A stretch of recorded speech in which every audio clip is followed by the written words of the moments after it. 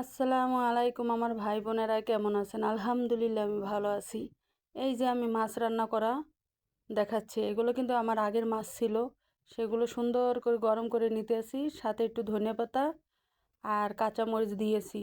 আর মাশাল্লাহ, মাছটা অনেক টেস্ট হয়েছে খেতে। আমরা কি সংসারের দিক দিয়ে সবাই সুখী? কেউ না কেউ কোনো দিক দিয়ে অশান্তিতে থাকেই বা থাকবো, এটাই সংসারের নিয়ম। আর এটা একটা আল্লাহরই খেলা। আমরা যদি সব দিক দিয়ে সুখী হই তাহলে তো আল্লাহকে আমরা ভুলে যাব।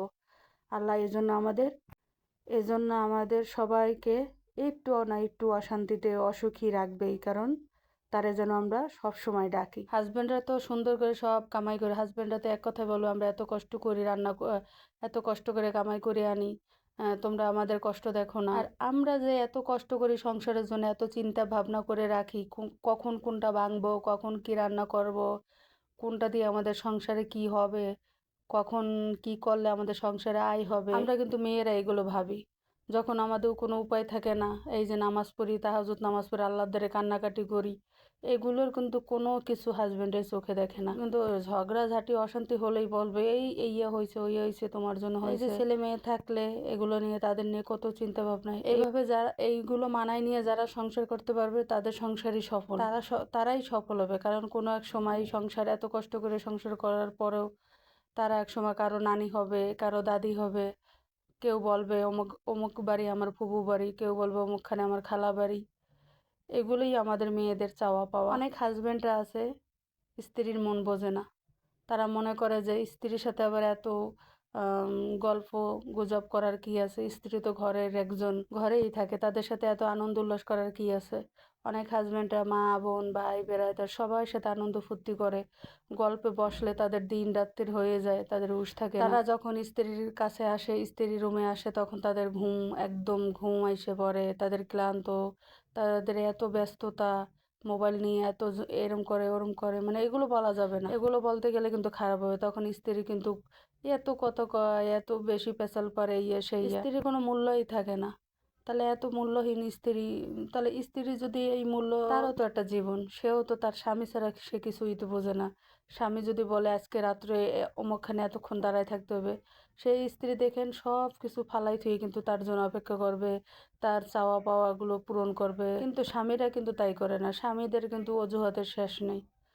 তারা কিন্তু কামাই করে, সেটাই বড় কথা তাদের কাছে। এই যে একটা সংসারে যখন কিছু থাকে না, তখন কি তার মা বোন সব কিছু করে দেয় না? তার মা বোন করে দেয় না। শুনতে খারাপ শোনাইলেও এইটাই বাস্তব। স্ত্রী কিন্তু তিল তিল করে সংসারটারে সাজায়। তার স্বামীর জন্য স্ত্রী দোয়া করে, তার সন্তানের জন্য স্ত্রী দোয়া করে যে আমার সংসারটা কিভাবে বড় হবে, কিভাবে কি করলে আর একটু ভালো হব, এক জায়গা বাড়ি করা যাবে, এক জায়গা জমি কেনা যাবে।